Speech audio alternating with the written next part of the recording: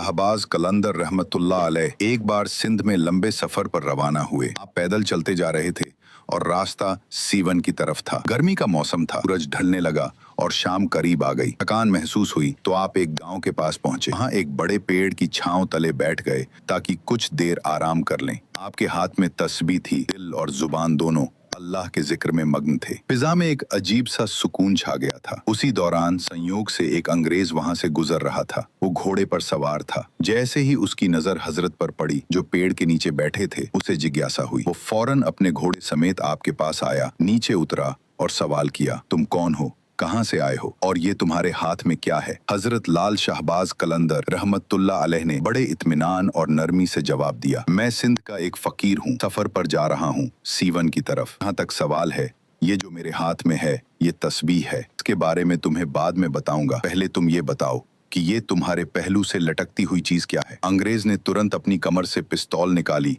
फख्र से दिखाते हुए बोला, ये मेरा हथियार है, देखो ये क्या करता है। उसने निशाना साधा और पास ही पेड़ पर बैठे एक परिंदे पर गोली चला दी। गोली लगते ही परिंदा तड़प कर जमीन पर गिर पड़ा, उसकी जान निकल गई। अंग्रेज मुस्कुराकर हजरत से बोला, ये है हमारा हथियार जो जिंदा को मार डालता है। अब तुम बताओ तुम्हारे हथियार में क्या ताकत है? हजरत ने खामोशी से तस्बीह उठाई और धीरे से उस मरे हुए परिंदे के ऊपर रख दी। फिर दिल ही दिल में अल्लाह का जिक्र किया। चंद लम्हे गुजरे ही थे कि परिंदा कांपने लगा, फिर उसके पर फड़फड़ाए और वो अचानक उठ खड़ा हुआ। परिंदा उड़कर आया और हजरत के कंधे पर बैठ गया। ये मंजर देखकर अंग्रेज के होश उड़ गए। उसकी आंखें हैरत से फटी की फटी रह गईं। हजरत लाल शाहबाज कलंदर रहमतुल्लाह अलैह ने तब मुस्कुराकर फरमाया, तुम्हारा हथियार वो है जो जिंदा को मार देता है और हमारा हथियार वो है जो मरे हुए को जिंदगी बख्शता है। ये कलाम अंग्रेज के दिल में तीर की तरह उतर गए। वो कांपते हुए हजरत के कदमों में गिर पड़ा, आंखों से, आपके खुदा की ताकत सच्ची है, आपका दीन सच्चा है। वहीं उसी जगह उसने कलमा पढ़ा और इस्लाम कबूल